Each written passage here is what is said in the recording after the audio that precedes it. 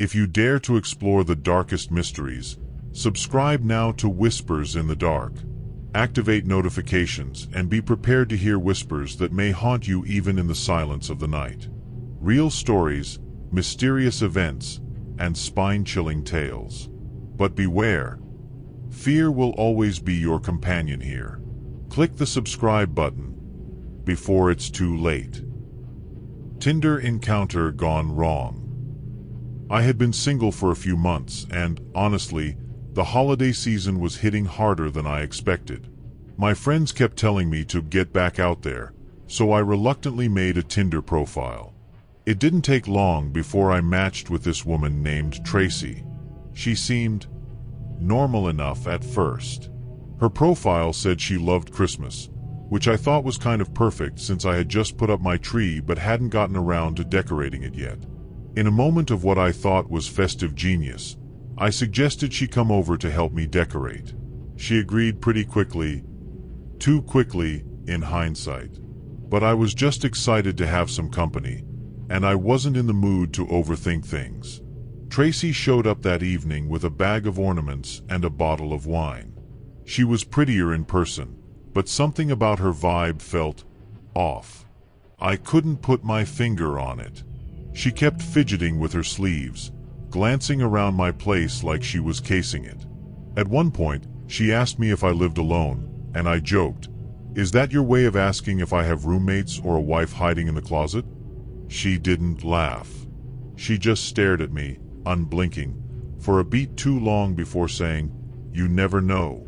I tried to laugh it off, but it planted a weird seed of unease. Still, I figured I was just being paranoid. We had wine, hung some ornaments, and chatted a little about Christmas traditions. She kept steering the conversation back to loss and loneliness, which, again, I chalked up to the season. But as the night went on, her behavior got stranger. Around 10 p.m., Tracy said she needed to use the bathroom. I pointed her down the hall, but she was gone for a while, long enough for me to start feeling awkward, sitting alone by the half-decorated tree. When she finally came back, she was holding one of my prescription bottles, spinning it in her fingers like it was a toy. "What's this for?" she asked, smiling, but it didn't feel playful. I snatched it from her and muttered something about migraines. She didn't apologize or even seem embarrassed. Instead, she just sat back down on the couch, sipping her wine like nothing happened. At that point, I was ready for the night to be over. I started making excuses about needing to get up early, but Tracy didn't take the hint. She lingered, staring at the tree like she was in a trance. It was uncomfortable, but I didn't want to be rude, so I let it slide a little longer. Finally, she stood up abruptly and said, "I should go." I practically jumped at the chance to walk her to the door. But as I was locking up behind her, I realized she'd left her bag of ornaments on my couch. I debated running after her, but something about the whole night had me on edge, and I just wanted to be done with it. I put the bag by the door, figuring she'd message me about it. I went to bed not long after, still trying to shake the weird feeling she'd left behind. I remember lying there, staring at the ceiling, wondering if I'd overreacted or if I'd dodged a bullet. Either way, I wasn't prepared for what I'd wake up to. When I woke up, something was immediately wrong. My head was pounding, and my whole body felt heavy, like I'd been drugged. I struggled to sit up, my mouth dry, my limbs sluggish. It didn't feel like a normal hangover. I tried to piece together the night before, how much wine I'd had, what time I went to bed, but my thoughts were muddled. As I turned to grab my phone, I froze. Tracy was standing in the living room. Not moving, not speaking, just standing there, staring at the half-decorated tree. She was still wearing the same clothes from the night before, her arms hanging limply at her sides. For a second, I thought I was dreaming, but when she slowly turned her head to look at me, I felt a surge of cold terror. I wanted to scream at her, to demand how the hell she'd gotten back into my apartment, but my voice wouldn't come out. My chest felt tight, my tongue heavy. All I managed was a weak, croaking sound. She tilted her head, almost like she was amused, then started walking toward me, slow, deliberate steps. I felt completely helpless, pinned down by whatever was coursing through my body. She stopped a few feet from the couch, crouched down so her face was level with mine, and whispered, "You're not as lonely as you think." Then, just as suddenly as she'd appeared, she stood up and walked out of the apartment, leaving the door wide open. It took me a few minutes to muster the strength to move. My legs felt like jelly as I stumbled to the door, locking it behind her. I looked out the peephole, but the hallway was empty. My hands were shaking so badly I could barely turn the deadbolt. The whole scene felt surreal, like a nightmare I couldn't wake up from.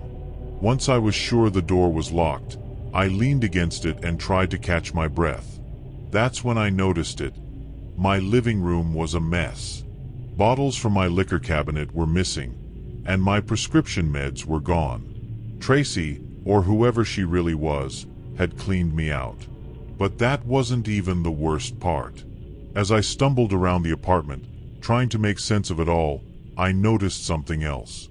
On the Christmas tree, some of the ornaments she'd brought were still hanging, but they weren't the ones we'd put up together. They were different, darker. One of them was a small, crudely carved wooden figure, like some kind of pagan symbol. Another looked like a blackened, shriveled apple. I had no idea where they came from or what they meant, but just looking at them made my skin crawl.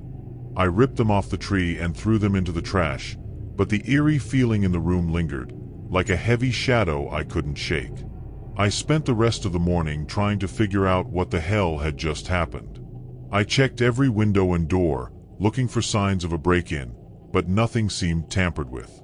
It was like she had a key, or maybe I'd left the door unlocked in my haze from the night before. That thought made me sick to my stomach.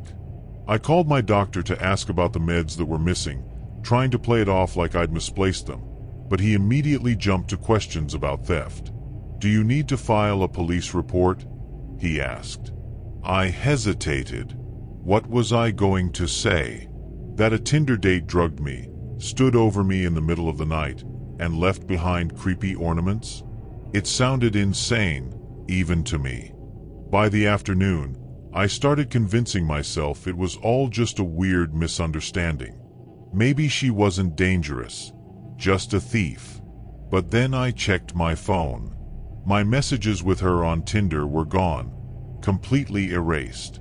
Her profile wasn't showing up either, like it had never existed. The unease I'd been trying to push down came flooding back. I even went through my security camera footage, hoping for answers, but it was useless. The camera in my hallway showed her leaving around midnight, holding what looked like one of my liquor bottles. No sign of her coming back. No footage of her in my apartment during the morning. Nothing that explained how she'd been standing in my living room. The rest of the day, I couldn't shake the feeling that I was being watched. Every time I passed a window, I caught myself glancing outside, half expecting to see her standing there. I even pulled the trash bag with the ornaments back out to look at them again, hoping maybe I'd missed some kind of explanation. But the closer I examined them, the stranger they seemed. That wooden figure wasn't just crudely carved, it had strange markings etched into it, almost like runes. The blackened apple had an unsettling texture, like it was covered in a thin layer of ash. I tossed the bag back in the dumpster as fast as I could, but it didn't make me feel any better. That night, I barely slept. Every sound in the apartment felt amplified. The creak of the floorboards, the hum of the fridge, even the faint whistle of the wind outside. At some point, I drifted off, but I woke up again around 3 a.m. My phone buzzed on the nightstand, and I grabbed it, thinking maybe it was a friend or a random notification. But it wasn't. It was a message. No name, no number, just a blank sender. The message read, "Do you miss me yet?" My stomach dropped. I stared at the screen, hoping it was some kind of sick joke, but the message disappeared before I could even think to take a screenshot. It was just, Gone, like it had never been there. I didn't go back to sleep after that. I stayed in bed, clutching my phone, every nerve in my body on edge.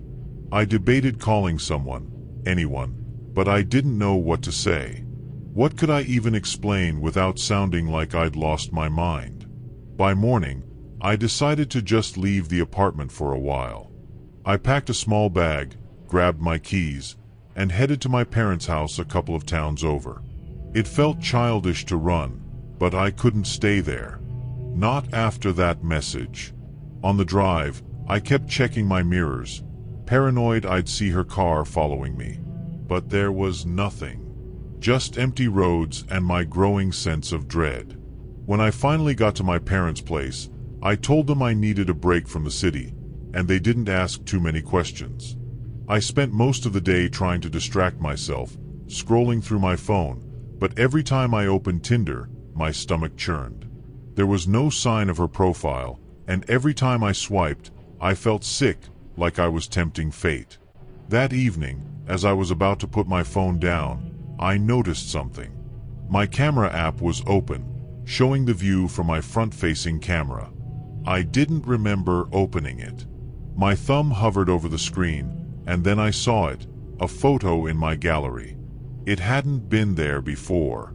It was a picture of me, taken in my sleep. The photo stopped me cold. It was dark and grainy, like it had been taken in low light, but there was no mistaking it. I was lying in my bed, the same bed I'd woken up in the morning Tracy was standing in my living room. My head was turned slightly to the side, my eyes closed, completely unaware. The angle made it clear the picture had been taken from inside the room, standing just a few feet away. My pulse was pounding as I stared at the image, trying to wrap my head around how it was possible. I hadn't taken it, and I lived alone. The idea that she, or whoever she was, had been in my bedroom while I slept made me feel sick.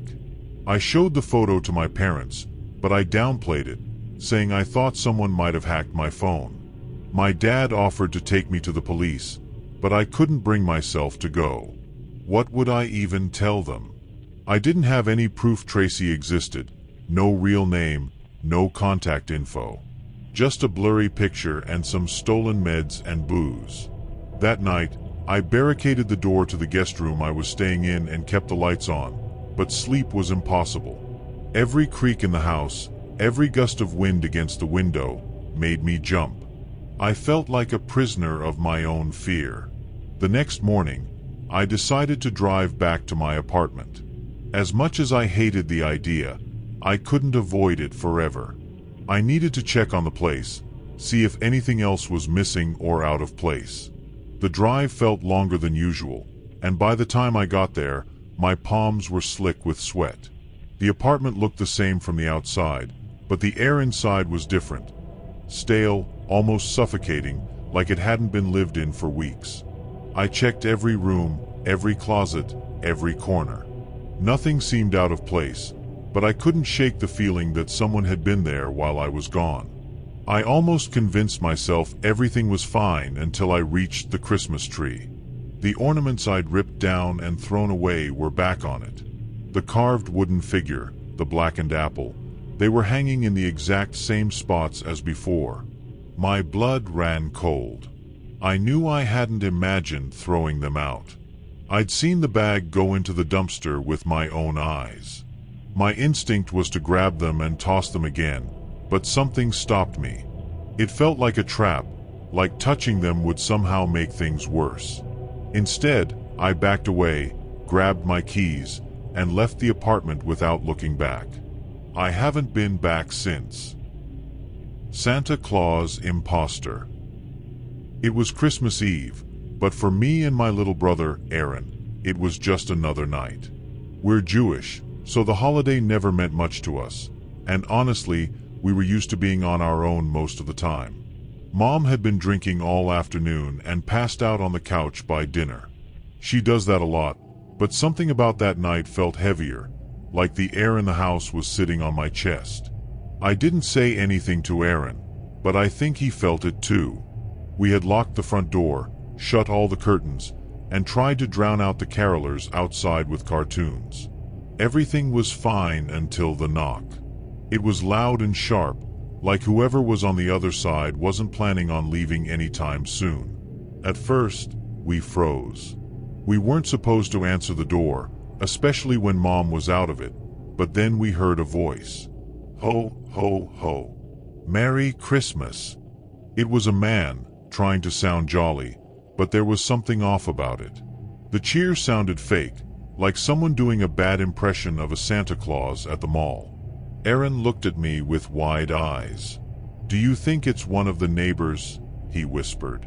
I shook my head. None of the neighbors ever came over, and certainly not dressed as Santa. The man knocked again, harder this time. I've got presents for you. Open the door, kids. My heart started racing. We didn't celebrate Christmas, and even if we did, who brings presents to a locked door at night? Aaron grabbed my arm, his little fingers digging in like claws. Don't open it, he whispered, his voice trembling. I nodded, but the knocking didn't stop. It turned into pounding now, heavy and insistent. I know you're in there, the man called out, his voice losing any pretense of cheer. Come on, kids, don't make me wait all night. I felt my stomach twist. How did he know we were inside? Had he been watching us? I motioned for Aaron to follow me, and we crept toward the kitchen, as far from the door as we could get. I didn't know what to do. Waking Mom was pointless. She wouldn't wake up no matter how hard we shook her. Then came the rattling. He was trying the doorknob. My heart felt like it might burst out of my chest. Aaron was clutching a butter knife he'd grabbed from the counter, like that would do anything. I tried to think fast. The phone, I whispered, but when I picked up the receiver, there was nothing. The line was dead. I don't know if it was the storm earlier that day or something else, but we were cut off. I see you're shy, the man called out, his tone now teasing and dark. That's okay. I can wait. The way he said it made my skin crawl. We couldn't wait. I grabbed the smoke alarm from above the stove, an idea forming in my head. It was old and annoying, but it still worked. Aaron, cover your ears, I whispered, and I pressed the test button. The shrill beep filled the house, so loud I thought my head might split open. The sound was unbearable, and I prayed it would work. The man outside cursed loudly. What the hell are you kids doing? He shouted, banging on the door so hard I thought it might give. But the smoke alarm did its job. Just a few seconds after the piercing noise started, I heard a voice outside, not his voice, but someone else's. Is everything okay in there? Fire department. Relief hit me so hard I almost started crying. Aaron and I ran to the window and peeked through the blinds. 2 firefighters were standing on our porch, one shining a flashlight around. The man in the Santa suit had backed away from the door but was still there, standing stiff and awkward like he was caught in the act. We need help, I shouted, trying to open the window. The man turned toward them, suddenly all smiles. Oh, it's fine. I'm their dad. Just a little Christmas prank, you know. He laughed, but it sounded wrong, forced and jittery. The firefighters weren't buying it, though. Sir, step away from the house, one of them said firmly. The man tried to argue, insisting he was family, but Aaron had already unlocked the door and ran out. He's lying. He's not our dad. Aaron's voice cracked with fear, but it was enough to make the firefighters act. One of them grabbed the man's arm while the other pulled us aside, asking if we were hurt. I told them everything I could between shaky breaths, the adrenaline still making my hands tremble. The firefighters called for backup, and within minutes, 2 police cars arrived. The man in the Santa suit didn't fight when they cuffed him, but he kept glancing at us, his face twisting into something that made my stomach churn. They're confused, he muttered to the officers. I was just checking on my kids. "You've got this all wrong."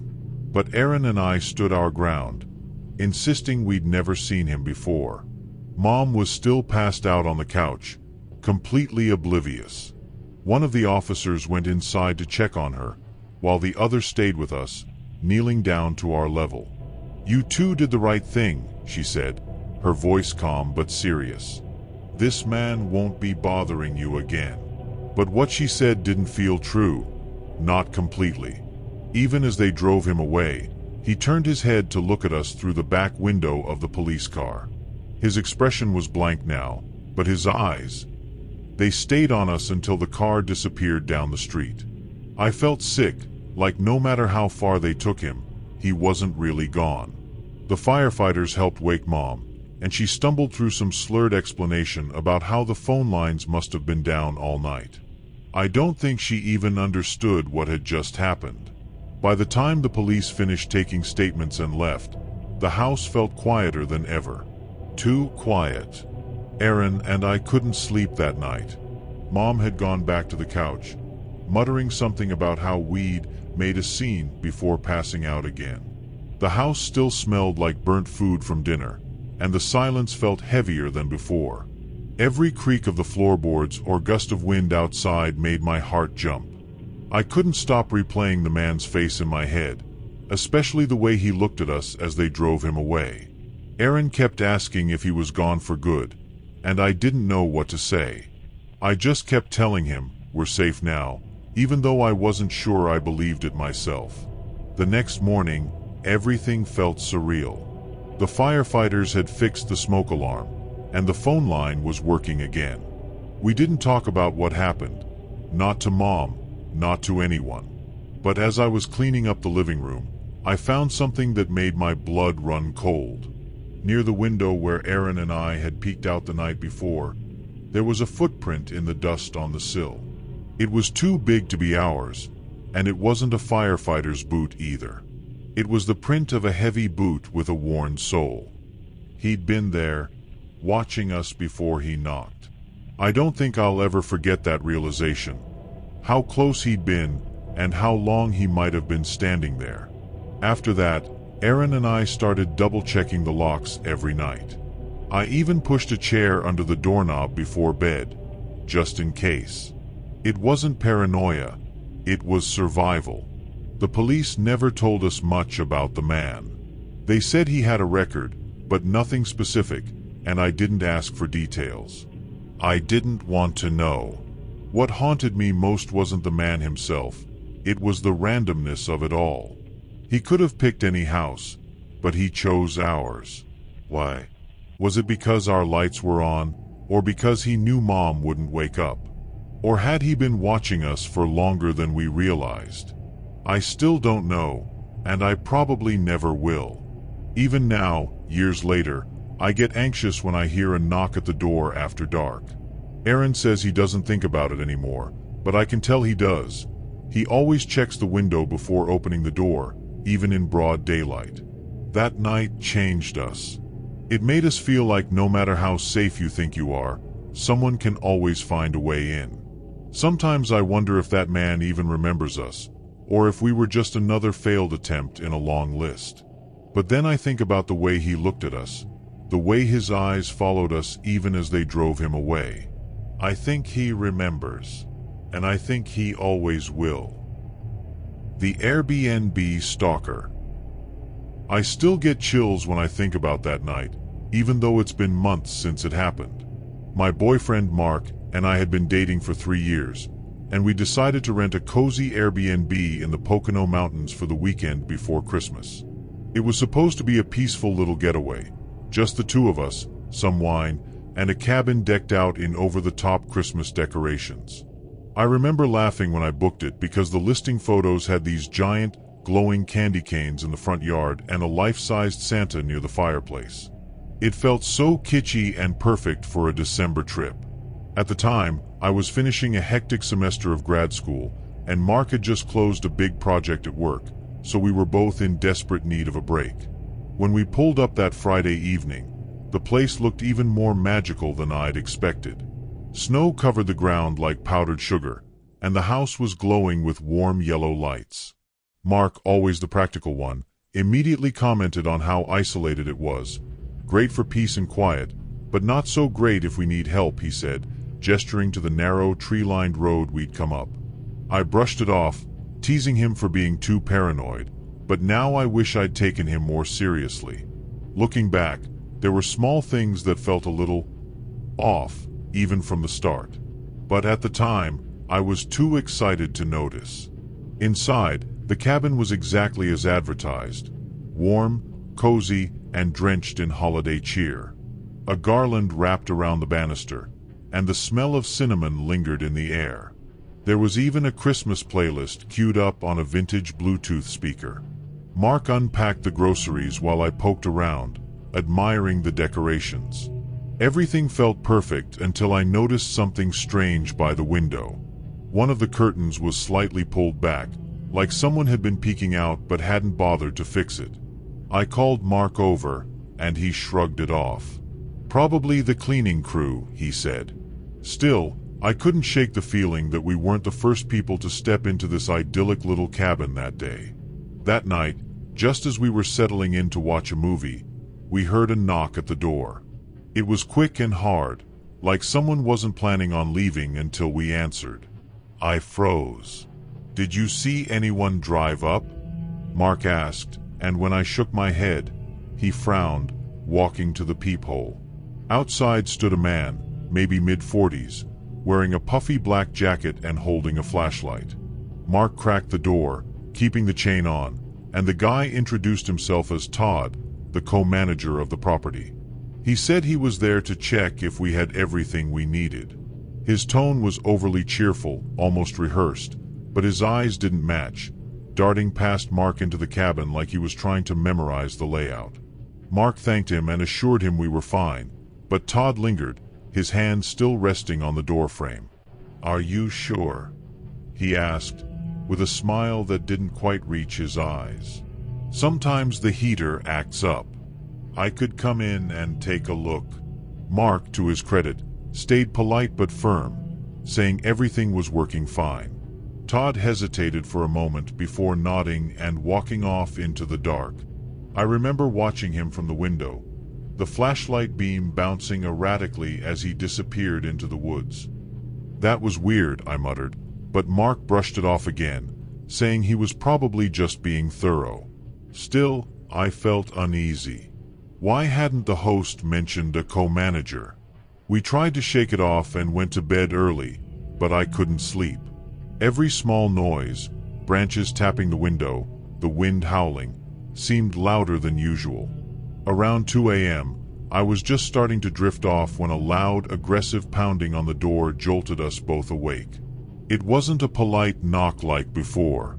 It was angry, insistent. Mark jumped out of bed, whispering, "Stay here," as he grabbed his phone. I followed him anyway, standing at the edge of the hallway while he approached the door. "Who is it?" he called out, his voice steady but tense. No answer. Just more pounding. Mark decided not to open the door this time. Instead, he turned off the porch light, hoping whoever it was would just leave. The pounding eventually stopped, but we didn't hear footsteps walking away. That was the most unnerving part. No sound of retreat, no car engine starting. It was as if the person had simply vanished into the night. Mark kept the lights off and peeked through the curtain in the living room. He didn't see anyone. "Maybe they left," he whispered, but neither of us really believed that. The silence felt too heavy, like the cabin itself was holding its breath. We sat on the couch for what felt like hours, phones clutched in our hands, debating whether to call the police.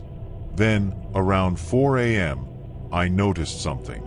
The life-sized Santa by the fireplace. It had been facing the tree when we went to bed. Now it was turned toward us, its beady eyes staring directly into the living room. "Mark," I whispered, pointing. His face went pale. "You moved it earlier, right?"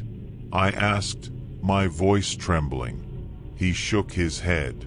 Neither of us had touched it. That was the breaking point for me. I wanted out of that cabin immediately. Mark agreed we should leave, but he insisted on doing it carefully. He turned off every light in the cabin to make it look like we were still inside, then quietly packed up our essentials.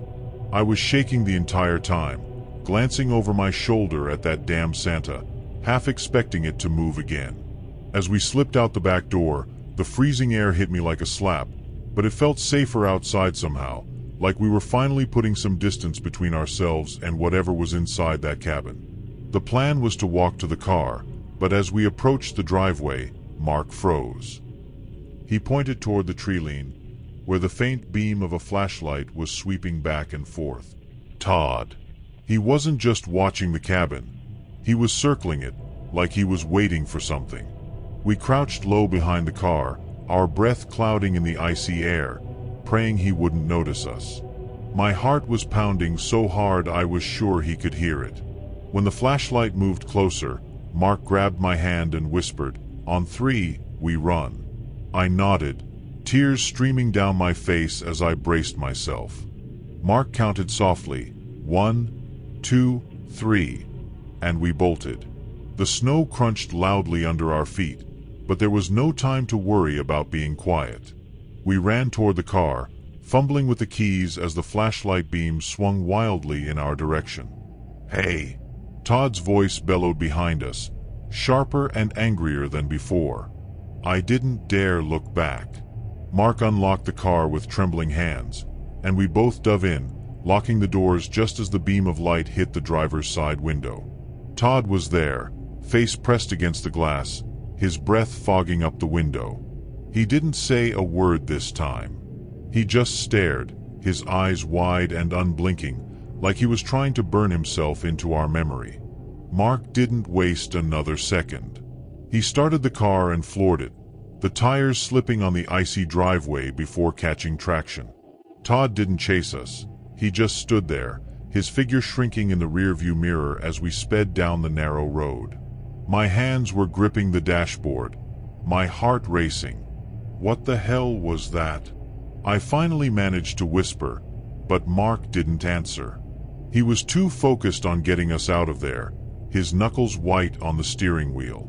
We didn't stop until we reached the main road, a good 10 miles from the cabin. Even then, Mark kept glancing in the rearview mirror, as if expecting Todd to appear out of nowhere. I pulled out my phone and called the number listed for the host, my hands still shaking. When she answered, I blurted out everything. Todd showing up, the pounding on the door, the flashlight in the woods. There was a long pause on the other end, and then her voice came back, shaky. "There's no Todd," she said. "I don't have a co-manager. No one should have been there." Her words hit me like a punch to the gut. Mark and I exchanged a horrified look as she continued, saying she'd call the police and drive up herself in the morning. We hung up, but the dread didn't leave. If Todd wasn't with the property, who was he? And how long had he been there? The thought of him watching us, listening to us, maybe even sneaking into the cabin, it made my skin crawl. We ended up driving straight home, abandoning our weekend getaway entirely. Neither of us spoke much on the ride back, but the silence was heavy, filled with unspoken fears. A few days later, the host called us back. She confirmed what we already suspected. The police found no sign of Todd or anyone else at the cabin.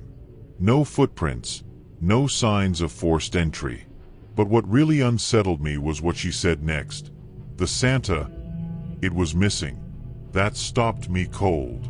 Mark and I hadn't touched the Santa, but somehow it wasn't in the cabin anymore. "Are you sure?" I asked, my voice barely above a whisper. She was certain. She'd searched every room. It was as if Todd, or whoever he was, had taken it with him when he left. Since that night, I haven't been able to shake the feeling of being watched. I triple-check my locks and avoid staying in remote places. Mark and I are still together, but we've both admitted the experience changed us. Sometimes, late at night, I think about Todd's face pressed against the car window, his eyes boring into us. Who was he? Why was he there? We'll probably never know, and maybe that's the scariest part.